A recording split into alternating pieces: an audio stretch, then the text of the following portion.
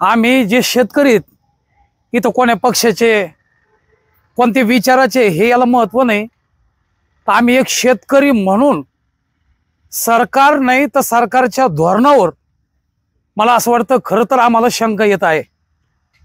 याच सरकारच्या बाबतीत विचार केला तर बीजेपी सरकारमध्ये आमचे अटल बिहारी वाजपेयी यांनी नदीजोड प्रकल्प केलता त्यावेळेला, आणि तोच प्रकल्प म्हणून जर आज आमच्यावर जर प्रसंग आला असता की भूसंपादनाचा आपल्याला मार्ग करायचा, तर निश्चित रूपाने आमच्या सर्व शेतकऱ्याने अत्यंत मनमोकळेपणाने त्यांना सहमती दिली असती।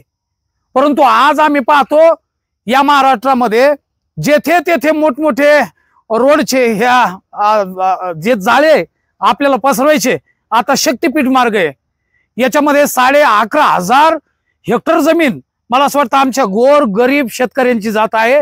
आणि त्याच्याहून जे वर जाणारे लोक आहेत हे व्यापारी वर्ग आहे, मोठमोठे उद्योजक आहे। शेतकऱ्याला तिथं जाळी लावल्यामुळं जायला सुद्धा योग येणार नाही, त्याच्याकडे अशा मोठमोठ्या गाड्या नाही। आणि म्हणून प्रामुख्याने शेतकऱ्यांचे धोरण हे फक्त सरकार बोलण्यापुरते, शोषित वंचित पीडित आदिवासी शेतकऱ्यांसाठी समर्पित सरकार असं फक्त हे म्हणणं आहे। आणि त्यांचे भाषण ज्यावेळेस आम्हाला ऐकायला भेटतात त्यावेळेला मात्र आज आम्हाला 100% हसू आल्याशिवाय राहत नाही।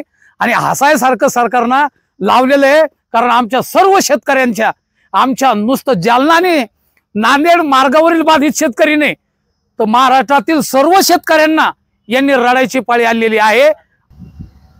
आणि बऱ्याच वेळेला आम्ही असं ऐकतो की ज्या ज्या वेळेला निवडणुकीमध्ये आम्ही भाषणं या मोठमोठ्या नेत्यांच्या ऐकतो, तर त्यावेळेला शेतकरी हिताचे आम्ही बरेच प्रश्न मार्गी लावू असं फक्त देवेंद्र फडणवीस साहेब म्हणत होते। म्हणून मला असं वाटतं की हे बोलण्यापुरतंच आहे। येथेच जर एखादा उद्योजक, एखादा मोठमोठे व्यापारी जर असते तर त्यांच्यासाठी सरकारनं मला असं वाटतं एवढा विलंब लावला नसता। म्हणून आम्ही शेतकरी आहे आणि म्हणूनच त्यांनी महिना झाला, 2 महिने झाले आमच्या आंदोलनाकडे त्यांचं लक्ष नाही।